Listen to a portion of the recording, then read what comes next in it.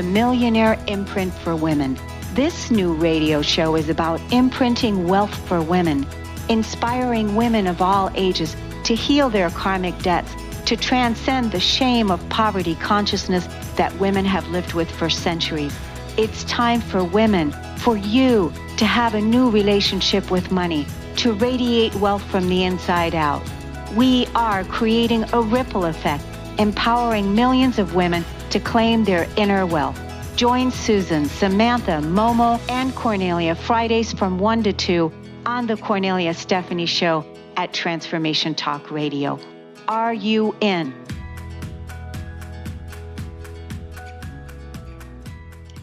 Hi, everyone. Welcome to the Kornelia Stephanie Show, the Millionaire Imprint for Women. I'm with Momo Yasutake, and we are here today to activate your inner goddess so that you can get aligned and let the cosmos do all the heavy lifting for you, right? That's what we're here to talk about today. But first, Momo, I want to say, I just want to thank you so much for your amazing, generous heart of bringing this incredible wisdom that you've shared with us over the last few months, which when we began the Millionaire Imprint for Women. And I want people to go to your website. Let's tell them where to go. It's www. It's my full name, Momo Yasutake, YASUTAKE.com. And Momo, that's MOMO. Yes. And that's where you're going to find all the shows, the past shows that we did together on the Millionaire Imprint. And I just want to say that we've done so much up-leveling. We've done so much clearing. We've offered so many practical tools over these last 2 months for each other and for the collective. Practical tools that will really help you shift that inner millionaire, that inner abundance, so that you can be aligned, like Momo says, and let the cosmos do that heavy lifting for you. There's so many tools, so many practical tools. And I just want to thank you, Momo, for saying yes to this and saying yes to your generous heart, because not only did you come and bring your time, you brought the value of your wisdom, and you made a financial contribution to be part of this team, and so that you can share your message with the world. And I am so grateful for you and so thankful for all that we've done together and that we've created. And I know there's going to be continuous ripple effect of everything that we've done together. Thank you, sister. Absolutely, right back at you. All those words, all that love, right back at you. I wouldn't be here if it wasn't for this opportunity. I really truly feel like we all found our voice in ourselves on a whole nother level, working together. So thank you for creating that space for us, Kornelia. Really, truly. Thank you. Yes. So today we're gonna have another fantastic segment of getting out of victimville. Getting out of victimville and becoming the empowered creator that we really are. Right. So that's the first topic that we're discussing. That's the segment that you want to bring on. So tell us about that. Tell us about when you found. So let's see. So a lot of people, victim has its own stigma. It sounds it just doesn't sound very good. Doesn't feel powerful. Doesn't sound good. It sounds kind of weak. Kind of I don't know, just bad. There's just a bad stigma to it, right? And I think a lot of us, in different parts of our lives, have this. It's just an energy. It's just an energy and a mindset and a perspective that I feel like a lot of us have on different subtle levels, depending on what part of your life that you're looking at, right? And then when people are fully immersed in this victimhood in every part of their life, and that's just where they kind of stay all the time, that's like another thing. And that's a little bit deeper work, and it might be hard. You might feel stuck in that and almost impossible to get yourself out. I know I just wanted to go in and kind of give an example of that in my personal story when I was kind of deep in it, deep in the if you know what I mean, like just so deep that I didn't even see it myself. That's the biggest thing that I noticed with most people who are perpetuating that, are in that space. They don't notice that that's where they are. That's become their like ground zero. That's become their norm. So where I was with that is, and this was, I actually, it was diagnosed with lupus about almost 9 years ago. Wow. Which I've conquered now, by the way. Yeah, But you healed yourself from that. absolutely, I did. You're the healer. You're the one that healed yourself. Absolutely. I claimed my power in that. Yes, you Um, did. but what happened there was, even before I had gotten sick and had manifested as lupus, I was living in this place of victimhood, not consciously, but I was. And once I had gotten sick, that was my personal wake up call. But even then, I didn't realize that that's what I was doing. I didn't realize that that's where I had brought myself and kept myself. And I think it was a psychologist or psychotherapist that I was working with at the time who had sort of mentioned that. And this is what most people do when they are in that space, they defend it, right? They're like, well, I have a reason. It's legitimate. This is what's happened to me. This is the circumstances. I am a victim. So what most people do is kind of defend their victimhood like a badge of honor. That's true. And they kind of speak in what we call woundology, is a term that I came across. I'm like, oh my God, that's exactly what I'm doing, which was we speak and connect with people through our wounds, through the areas that were hurt, right? We feel connection, we feel compassion when we feel that hurt. Someone understands how we feel. Someone feels hurt the way that we do. They're a victim like us, right? The scary thing about that is when you get stuck there, your stories around that become so solid, it doesn't matter what anyone says. You're going to stay in that just for that connection. So that's the danger. And when danger, yeah, because it perpetuates it. Because you want to keep that connection going. Exactly. And I was doing that at one point, and I had somehow come across, not somehow, the cosmos guided me to a book that gave me that knowledge of this woundology habit. And I realized, oh my God, I do that in a way that I didn't realize. And my psychologist had mentioned there's a little bit of victimhood energy there. And at first I defended it, obviously. And it was like, no, I have a good reason. I'm sick. Do you know? Which she obviously knew. But what happened there, just from planting that seed that might have been what I've been perpetuating, I started to realize that wasn't actually helping me. It wasn't making my situation better. Being in victimhood didn't help me.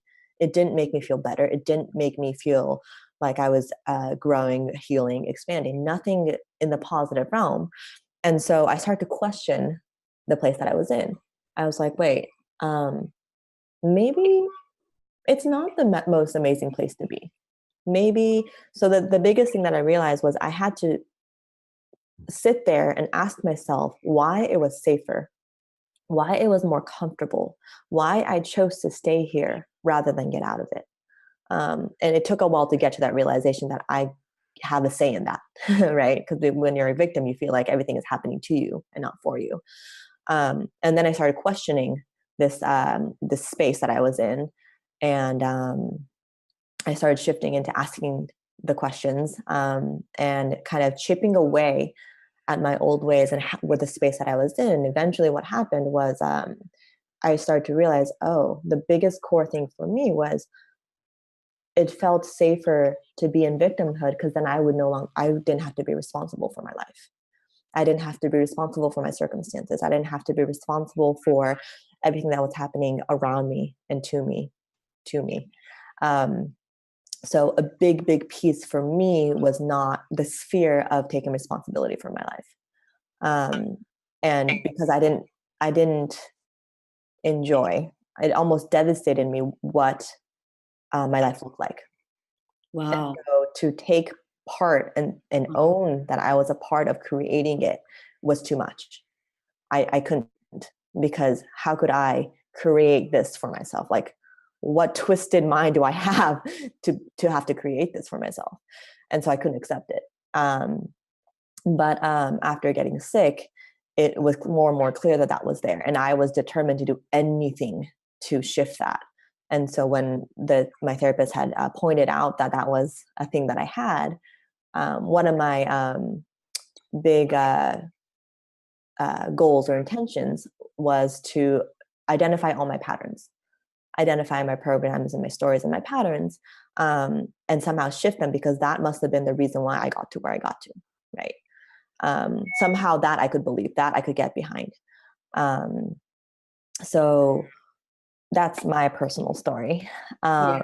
Yeah. But I yeah, I love that. I found that as part of being a victim, we've been habitually playing the victim role, on so many different in so many different areas, and we're always waiting yeah. for someone to come in and save the day. Mhm. Come in and save us, right? Mhm. It's like, okay, like you said, you were in the victim state and you were like, well, I don't really see the benefit for me being here. Nobody's coming to do anything, Yeah. right? Nobody's coming. The situation isn't getting any better. Like you said, it wasn't happening on a positive scale where something was changing in your life. It's like, oh, you could just keep talking with the other people that were also toxic and that were also sick, and they were also, and everybody's in the same boat, right? Yeah. And we're all waiting for someone to come in and save the day when the Yep. savior is really already here, Yeah. right? The Exactly. savior is here, and the savior is in you. Right. Absolutely. And so, yeah, exactly it, where there comes a point where you have to get so sick of it, just get so sick of where you're at and the situation that you're at, and just like kind of stew in it enough to be like, oh my God, I can't do this anymore. I need to get out of here. You just kind of have to push yourself to that edge to be like, all right, something has to change. Yeah. And then once you make that decision, where you're 100%, your energy is 100% behind it, something shifts and things start to open up. Yeah, and I think that's a really powerful key right there, is to bring the awareness that you are a victim, you are acting like a victim, and that's okay. Mm-hmm. You're acting like a victim, that's okay, but now you're going to pull yourself out, and you are moving back into alignment, Mm-hmm. becoming an empowered creator, so that you can again line up with what's true, Mm-hmm. and start shifting your reality. When we come back from break, Momo, I want to talk about victim and financial victimhood. Okay, Mm-hmm. so we're going to take a break on the Cornelia Stephanie Show. We'll be right back. My name's Bob Skeel. I'm 91 years old, and I want to take a few minutes now to share with you the important role, actually the critical role, Cornelia has played in my life. I say critical because I'm not sure I'd be alive at all to the many possibilities that make up our human experience at my age, if not for her. I could have easily become another dead man walking, only half conscious, stumbling through my remaining years, if it hadn't been for Cornelia. 6 years ago, I lost my wife to Alzheimer's. We'd been married for 61 years. I never thought I'd be a widower, but there I was, suddenly lost and alone, but with the good sense to set a working goal for myself. I was going to spend the rest of my life committed to unconditional love, whatever that meant and wherever that took me. A year or so later, Cornelia came along, helping me over several years to focus that unconditional love where it had never been focused before, on me. My whole life, my entire being had been focused on love of neighbor, and I had derived great satisfaction from that. But in the process, I had ignored the second part. I love your neighbor as yourself. Now it was time to direct that love inward. I didn't see that right away, but Cornelia did, and she drew me there. She drew me actually to God. Through many conversations over coffee and after numerous, sometimes tearful, agonizing discussions, Cornelia was able to lead me, kicking and screaming, to within where I needed to be. It was there finally that I was able to re-identify myself. It was in bringing unconditional love to myself that I now saw myself in a new light, a fully conscious, worthy human being, capable of healing, loving, and creating in my own right all these gifts of the evolutionary process. I'm a new man now, younger as I get older. I don't move as fast as I once did, of course, but my smile is quicker and I engage the heart and mind of others more readily. I would likely not be at such a wonderful stage in my life if not for Kornelia. I owe my new life to her, a wonderful friend and a constant source of inspiration. Thank you, Kornelia.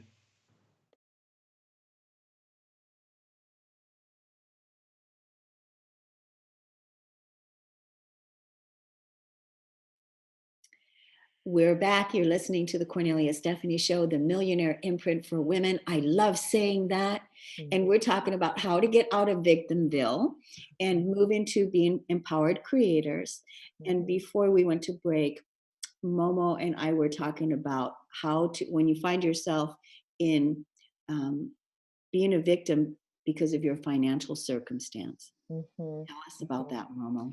So it's very similar. I realize when you're in victimville, it doesn't matter what part of your life it is that you're focusing on. The core beliefs that are keeping you in resistance and keeping you in a kind of a tight hold is the same. So for me, by that I mean for me and my finances, as well as when I was sick, a part of me felt that I didn't get the nourishment and support from my parents the way I wanted and needed growing up. And so part of getting sick was wanting to be taken care of. Because when I was sick, the way that they loved on me and cared for me was a very particular way. And so that's what I craved, not consciously, but subconsciously, that's what I was craving. And so on the financial level, it was very similar. It translated, meaning for a long time, I was supported by my parents. And there was a lot of shame in that, right? Because I felt like, I'm old enough, I should whatever, I should be independent now, all these things.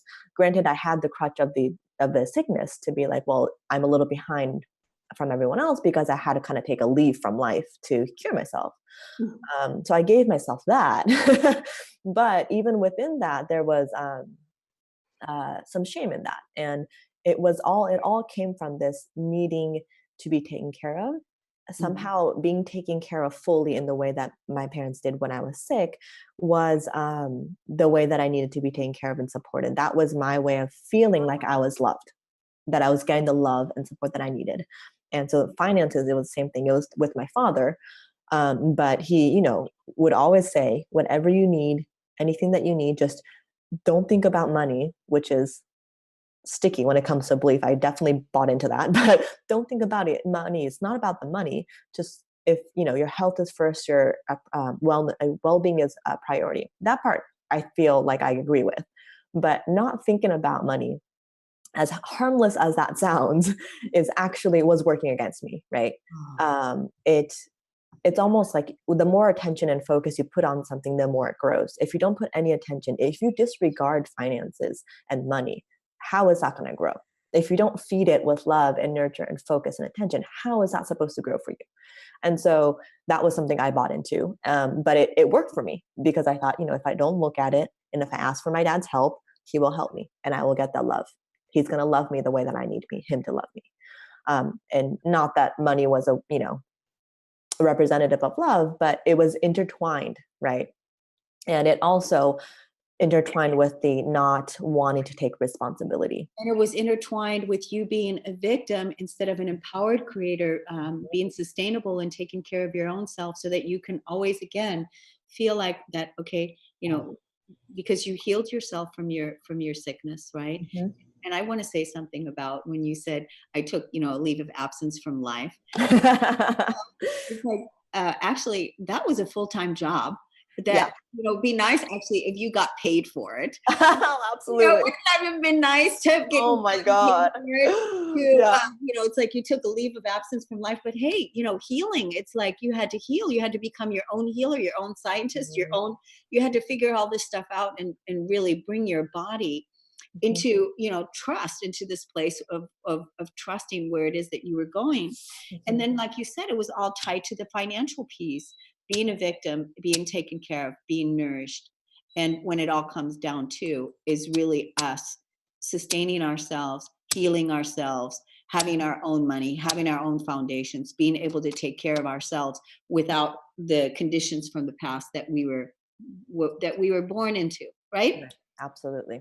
Absolutely. So it does all come down to, again, that self-love, loving yourself enough to know that you've got your own back. that you can take care of yourself, that you can love on yourself, and that's okay. Loving on yourself doesn't mean you're not going to be loved by others. Doesn't mean that you're not going to be supported by others. If you're independent and can do it yourself, doesn't mean everyone else isn't going to love and support you. Yeah.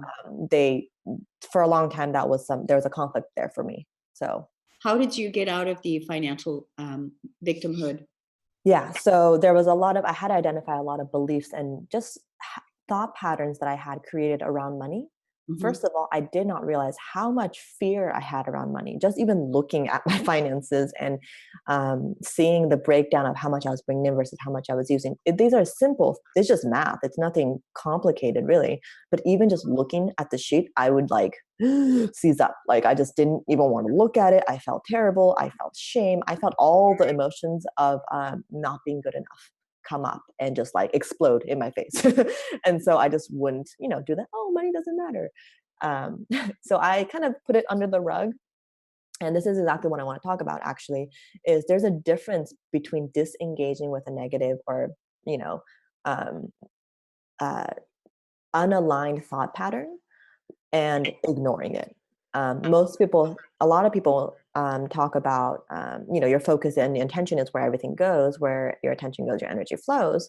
And so we think, okay, well, we just don't think about it and all is well. But actually ignoring it doesn't change the fact that there a part of you is thinking about it or worrying about it. It's about where your energy is. So I love this example of one of my coaches that I work with gave, where she talks about if you have a water bottle in your hand and, let's say it's a toxic water bottle, it doesn't serve you, right? So it's a water bottle. And when you're told, don't think about it, what are you thinking about? You're thinking about the water bottle. No matter how much you say, I'm not going to think about it, I'm not going to think about it, you're still thinking about that water bottle in your hand. So you can look the other way, but it doesn't change the fact that the water bottle is still in your hand. So that's ignoring, right? But when you're disengaging, what you do is you let go of that water bottle and it's now dropped to the floor. Now you're no longer thinking about it because it's no longer in your hand. Mm-hmm. So that's the difference between disengaging versus ignoring. And for me, when I heard that, I thought, oh, that makes complete sense. And it's a subtle distinction, but it's a really big distinction. And what helps with that is the awareness that you have of your own thoughts. When you have monkey mind, it's almost impossible to slow your mind down, to see the thoughts that that are dictating your mind and controlling your behaviors. But when it calms down and there's enough space and room to see the thoughts coming in and out, then you can start playing with them, noticing them, and deciding if you want to put attention to them or not. You get to disengage. Mm-hmm. Mm-hmm. Yeah, I think I can't remember. Is it Melissa Gilbert that wrote that quote and said, "Choose your thoughts like you choose your clothes." Isn't that cool? Yeah, absolutely. Like you choose your clothes. It's like, okay, because you want to put on your favorites. Of you course. Want to put on your favorites. You want to put on your sexies. You want to put on your comfies, and choose your thoughts that that make you feel good. Yeah. Choose thoughts that bring you into harmony, right? Instead of the negativity, and you get to choose it. You get to choose it. That's what you're saying. Yeah, and the thing is, I think a lot of people don't think they have a choice. They don't even know that the choice exists. I think that's a lot of they almost feel like they don't have the right, or they don't deserve. There's a self-worth thing there. Again, everything comes back to self-love, but you have to love yourself enough to give yourself the opportunity to choose the thought, the belief that makes you feel better. So you have to choose the better feeling thought. Yeah. You have to give yourself permission to do that. It's okay for you to feel good, which sounds silly, I know, but a lot of people aren't living in this place coming from joy. They're for whatever reason, joy and bliss and feeling good is secondary. It's put on the on the back end for whatever reason why. Almost like there's things that have to happen. There's a reality happening now. There's bills that need to be paid. And therefore it's so serious, right? And therefore it's not okay to have fun. It's not okay to feel good. And it's just that's so backwards. And then let's feel guilty and let's it's so backward. Why do we want those bills paid? Why do we want all the things that we want? We want it because we want to feel good, right? But for whatever reason why, we're cutting, we're kind of going at it backwards. We're going through the hardships And then hopefully by the end of it, maybe we'll feel good. It's like, that's not even guaranteed. And Right. why would you go through the hardship? Yeah, right. Exactly. Yeah. Hopefully at the end of it, I think, that's, our collective humanity operates from that place of the lack of joy, lack of joy in their life.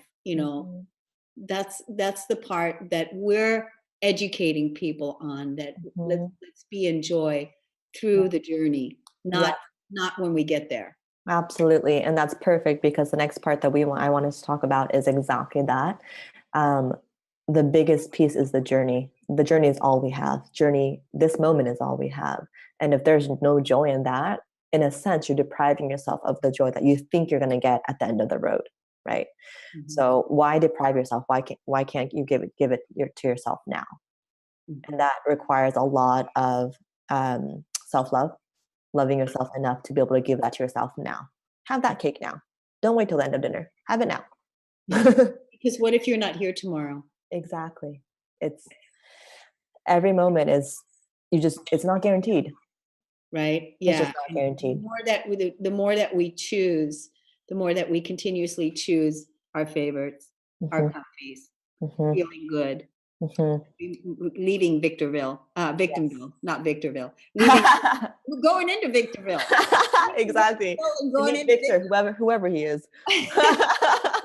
Yeah, leaving and going there, right? And so that's the whole point, and having fun in the journey and doing it. And so retiring is what I like to say. Retiring. Yes.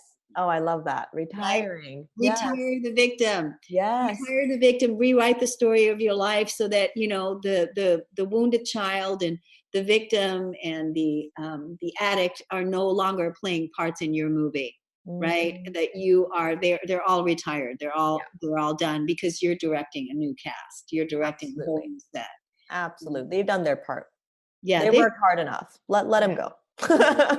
Definitely need a good pension. Oh, absolutely. Yes. They're going to get paid well. We're going to make sure of it. Yes, they'll be fine. They're taken care of.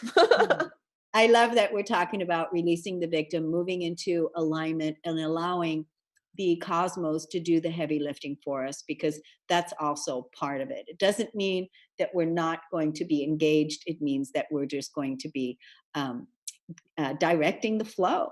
Wouldn't you say? Absolutely.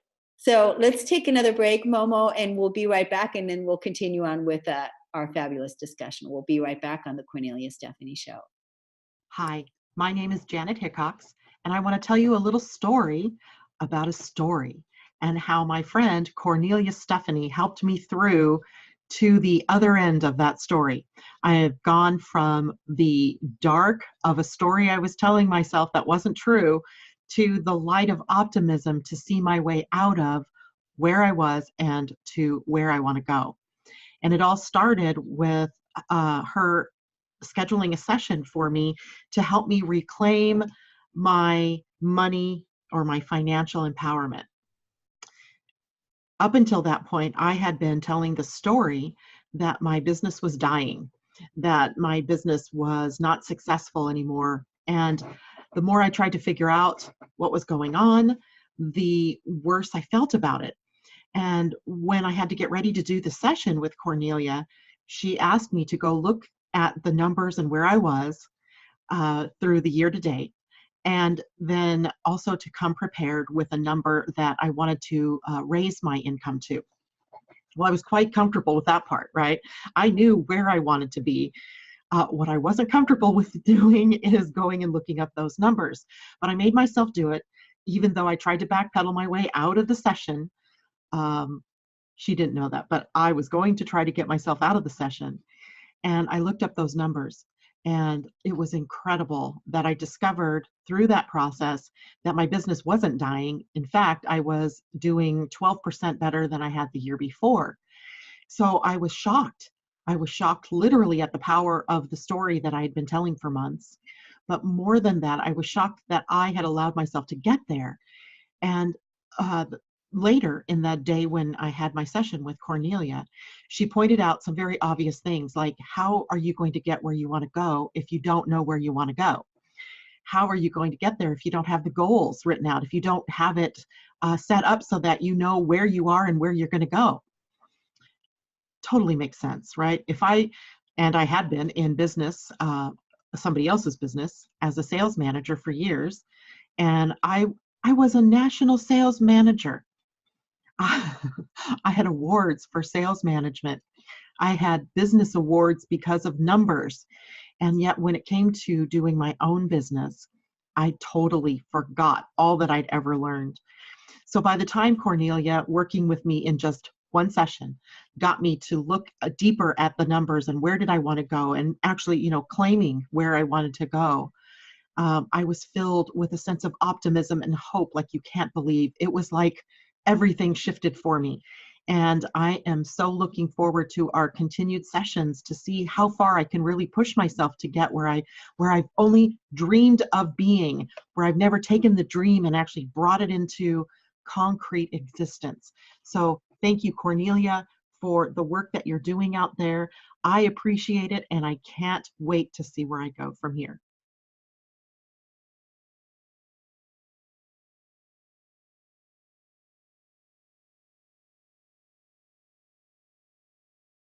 So on break, we were talking, Momo and I were talking, because she's getting ready to move to Bali in 8 days. Yay. And totally is setting up her footprint, her blueprint, her life according to dancing to the beat of her own drum and how she wants to live. And moving to Bali was one of her core values and what she was aligned with. And she's getting ready to do it. And she was just telling me on the break how everything is just so easily falling right into place. Mm-hmm. So a lot of that has to do with embodying the abundance and embodying source energy, cosmos, just allowing it to flow through me instead of, working against it or trying to force anything or efforting so much. I've sort of given up that way of being. Although obviously it's a forever practice. I swing in and out of that, obviously, just like everyone else. But the biggest piece, the last couple of months, the biggest piece that really revealed itself to me was this joy in the process. So by process, I mean the process of learning, right? So I love the analogy of someone used to say, it's one of the coaches I follow so many people, but one of them had said, you have to get used to being in the crack because you're always going to live in the crack. And I'm like, what the hell is she talking about? And what she was talking about was, you're in this moment, your reality now, which again is your past. It's already manifested, it's history.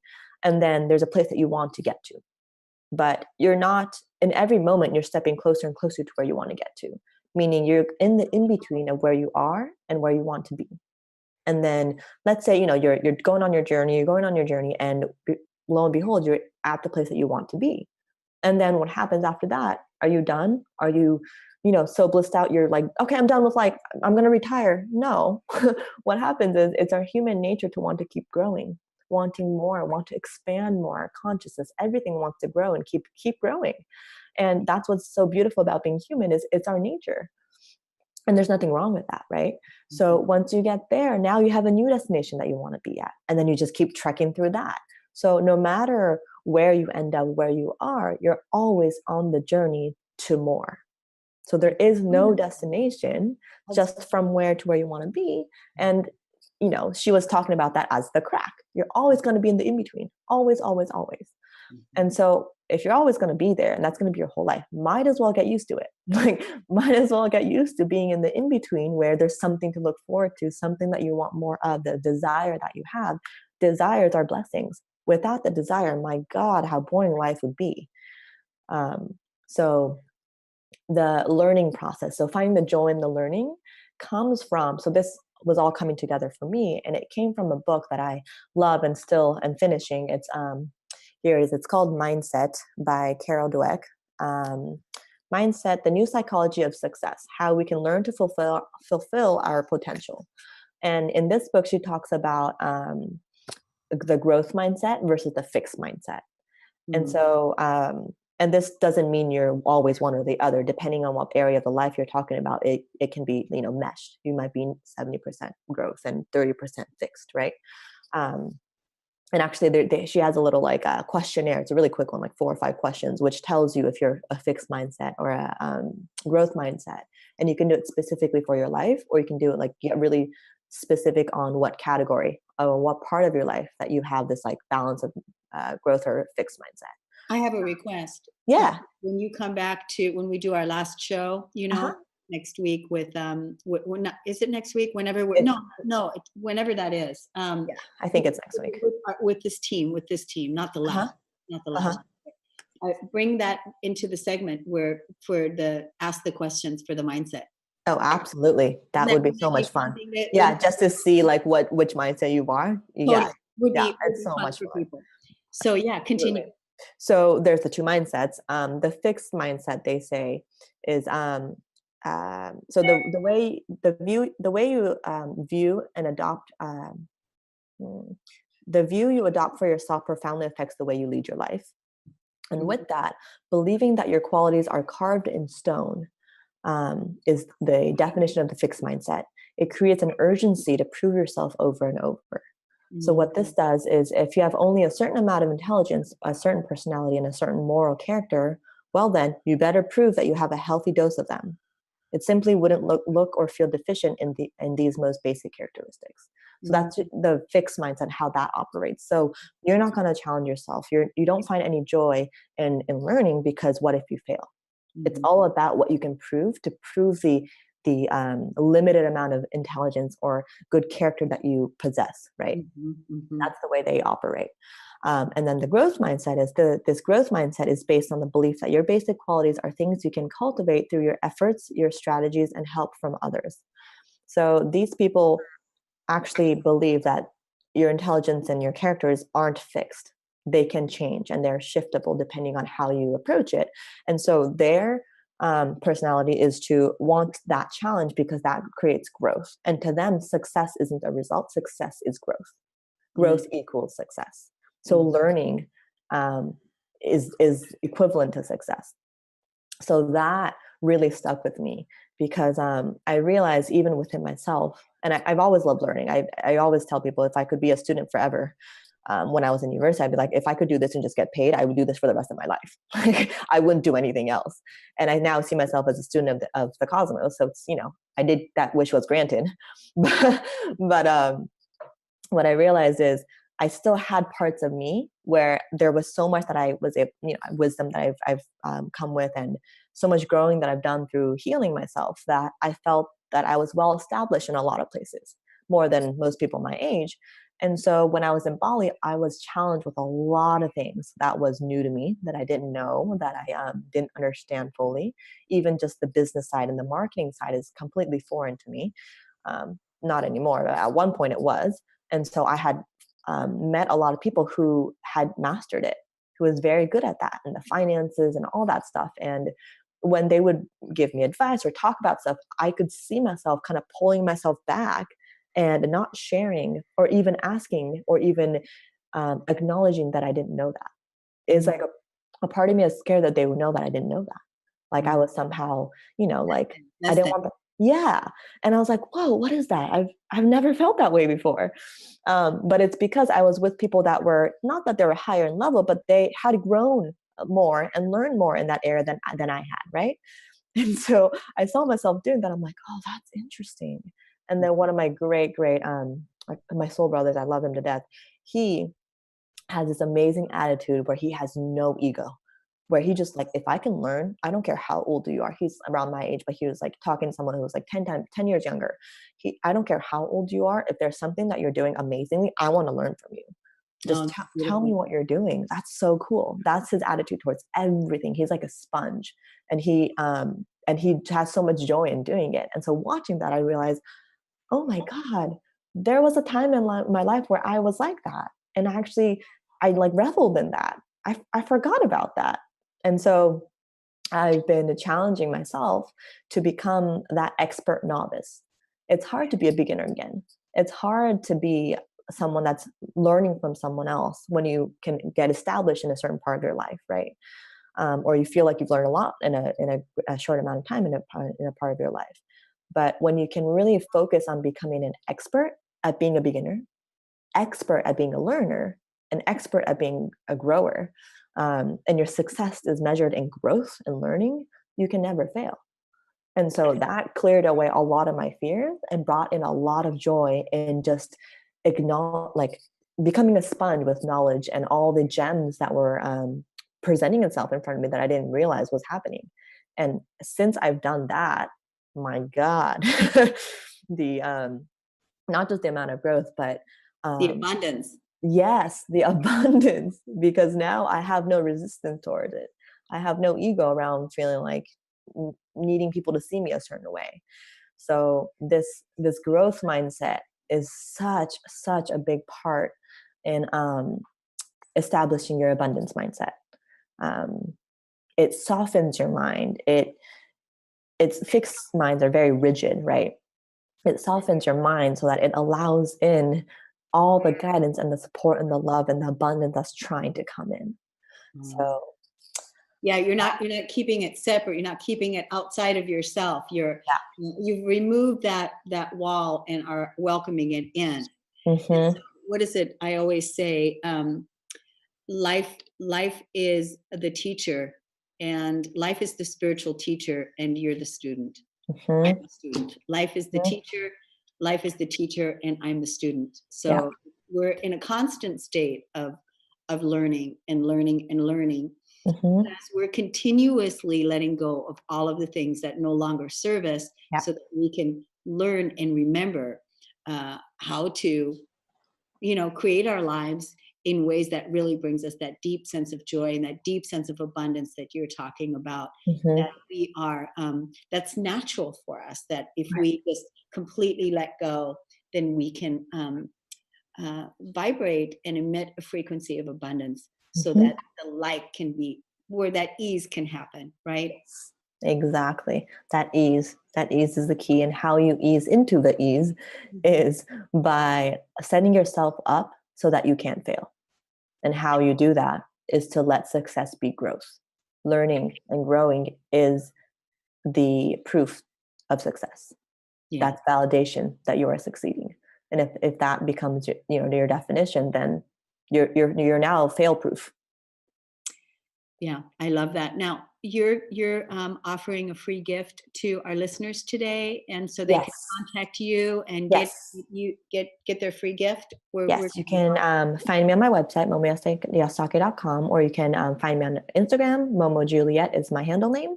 You can just message me directly. That's probably the fastest way. I'm giving away free soul discovery consults for anyone who might want to start working on their mindset, abundance mindset. They're 20-minute consults, so they're going out for free. So check it out. Yeah, you can't miss on that. We're going to take a quick break on the Kornelia Stephanie Show. We'll be right back. Hello, my name is Charlene Hess, and I want to share with you my wonderful experience of choosing to use Kornelia Stephanie as my life coach. My life is so different now from where it was when I began working with her in 2011. At that time, I was in a dysfunctional marriage. I had my own business. I was raising 2 children and completely dead inside. After working with Kornelia, I began to gain confidence. I began to learn and understand how to use my emotions in my life. I learned how to process the emotions that were stored in my body, the ones that I thought that I had already worked through in my 12 years of counseling prior to working with her. The process that she had taken me through of using my emotions to heal my life, to use my anger to find peace, was absolutely incredible. I have been working with her one-on-one for many years now, and even though I am in a place now where I am thriving in my life, I still refer to Kornelia as my coach, and I still work with her on an ongoing basis where we're always checking in and keeping me accountable in my growth. After working with her for many years, I decided to go through her wholeness certification coaching program, and it has absolutely been an amazing process. I now am a certified empowerment coach, and I got certified through her program, and I am taking clients and helping them to find the empowerment in their lives. One of the things that I love about Kornelia is that she taught me that I am the authority in my own life. And that was a really difficult experience to go through because it was really fighting against all of the dogma and programming that was so ingrained in my brain that all of the authority is outside of me. But as I began to understand and believe and adopt and know the truth that I am the authority in my life, is when everything in my life started to shift and change. I became responsible for my decisions. I became responsible for creating a life that I love. And now I'm here in this amazing, beautiful place, living a life of so much happiness and joy. And no matter what life throws at me, I have the tools to be able to approach everything from a place of empowerment.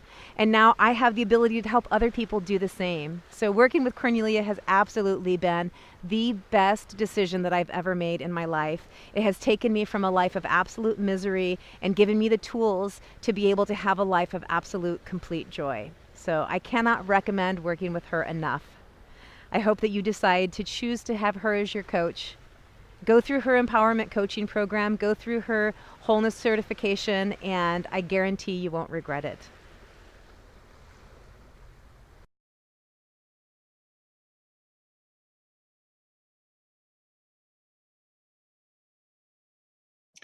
Sometimes when we're on the break, I always think that our breaks should be recorded because there's always such good juju and just naturalness. We were talking about how easy and how flowing our conversation is.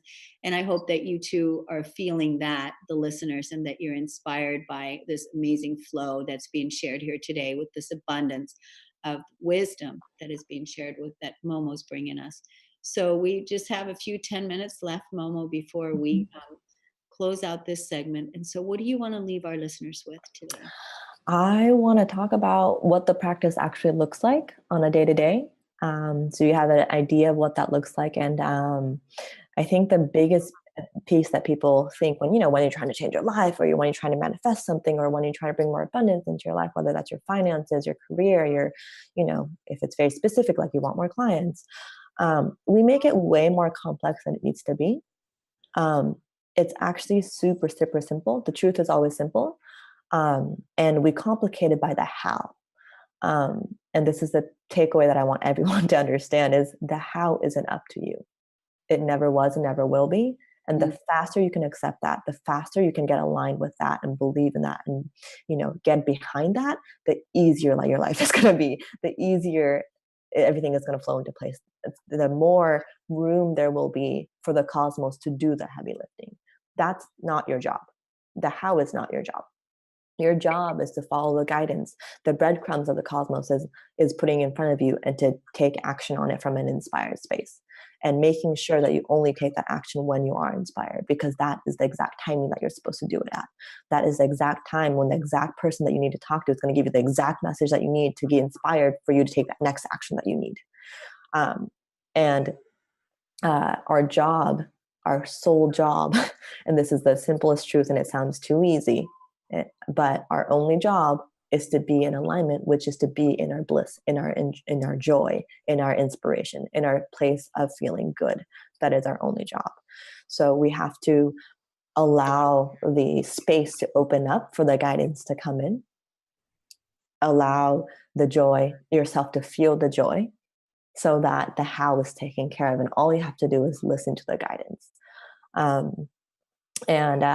The biggest piece here is, I think most people, this was me for a very long time, is you forget what it's like to be in joy. You've lived out of that alignment for so long. Imagine living a life without that joy for, 40 years, 50 years even. Imagine what it feels like to feel that again. It's not something that's hardwired in you anymore. You've derailed that wiring into a normalcy of not feeling good. So it's going to take some time to build that muscle up, and that's okay. When you work out, you're not going to all of a sudden be able to do 20 push-ups. Like, that's asking for too much. That's like asking a baby to start walking. It has to grovel a little bit and then crawl and then maybe start wobbling to a stand and then start walking. So it's the same thing with this in learning how to know what it feels like to be in joy. So the first piece is how do you get yourself into alignment, to know what it feels like to be in joy. and kind of stew in that for a little bit. And we talk, Abraham Hicks, the person who basically talks about law of attraction, who's not invented, has translated law of attraction so beautifully. Mm-hmm. Abraham Hicks talks about you have to build momentum first, right? If there's so much momentum going in the direction of the negativity, of the bad thoughts, of like hopelessness and victimhood, it's going to be 10 times harder to pull yourself out of that into a positive state, because you're going from, negative 20 to like 150. That's a huge jump that you're trying to do. I mean, don't get me wrong, it can happen, but you're making it harder on yourself than you need to. So the first thing you need to do to get yourself in, to let that go. If you're going in the wrong momentum, you have to disengage, right? You let it go.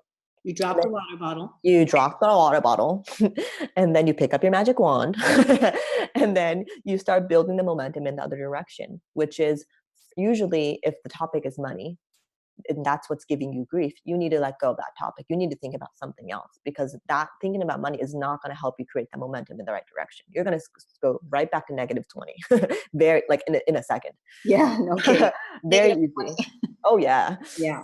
So you need to disengage and engage in something that's easy for you to build positive momentum. That could be your husband, or that actually may not be. That might be charged too. It could be, it could be the ocean right in front of you. It could be the home that you live in. It could be as simple as this chocolate cake that you're eating. It could be very simple. Or the pillow that you wake up in. It's just so yummy. It could be something really simple. It just has to be a topic that's not charged. So you can start building the momentum in the right direction. And once you get used to being in that space, then dabble with thinking about finances again. That's good. That's really good advice. Yeah. So that's where your way of easing your way into chipping away at that topic that throws you off balance, right? Mm-hmm. But when you are thrown off balance, when you are out of alignment, that's actually the time that's most exciting, because then you get to now go back into alignment. Being in alignment is great. It feels amazing. But if you didn't ever go out of it, you kind of lose you don't know what good is unless you know what bad is, right? Yeah. So when you're in that not aligned place, now you have the chance and the opportunity to go back in. Now that's freaking exciting. It's like when that cake isn't in front of you and you don't have that cake, then you get to actually make cake. Then you actually get to go into the cake and eat it, right? But you have to build that momentum first to be able to get back in. Yeah. And the goal isn't to always stay there. You have to choose it. Totally. It first comes with a decision. And the point is, and Abraham talks about this all the time, the most important step is that you fall out. I love that. Yeah. She always says that's the most important step, because if you don't fall out, you can't go back in. Mm-hmm. And she also talks about you only have to hold a thought and create that joy space for 17 seconds. Yeah. That's not very long. You have to build that momentum, keep building that momentum, and then have that thought and going, oh my God, it already happened, and then let it go. And then your only job is to stay in that joy. And you don't even have to be thinking about it. You can be thinking about something else. You can be surfing for all that matters. And a client will come contact you because you have already asked for it and the momentum is already built. Yeah, I love that. Let's recap our time today. So absolutely. Go for it. So getting out of victimhood, how important that is, how that then allows you to hold that magic wand for your own life. And then second, knowing how to disengage with the lower vibrating thoughts, beliefs, actions. You got to drop that water bottle. You can't just look away. You got to let it go. And then being able to start embodying it by finding the joy in learning. Learning and growing is now equivalent to your success. That way you're now fail-proof. You cannot fail. Mm-hmm. And then lastly, knowing that the most important part of this whole process is when you fall out of alignment, when you make that mistake, when you feel like you failed. That's actually the biggest time you get to learn. That's when you get all the gems that you've ever wanted. That's your opportunity to grow. So that kind of is the gist of everything. Free consults are at momoyasake.com, and my handle name for my IG, you can message me directly at Momo Juliet. It's probably the faster way, because I'm on that thing all the time. Confession. So, if you're ready to step your mindset in abundance to start flowing to the next level, hit me up. I'm here. Thanks, everybody. Thanks, Momo, so much for everything. We'll see you next time on the Millionaire Imprint for Women. Thank you. Have a great weekend. Bye-bye.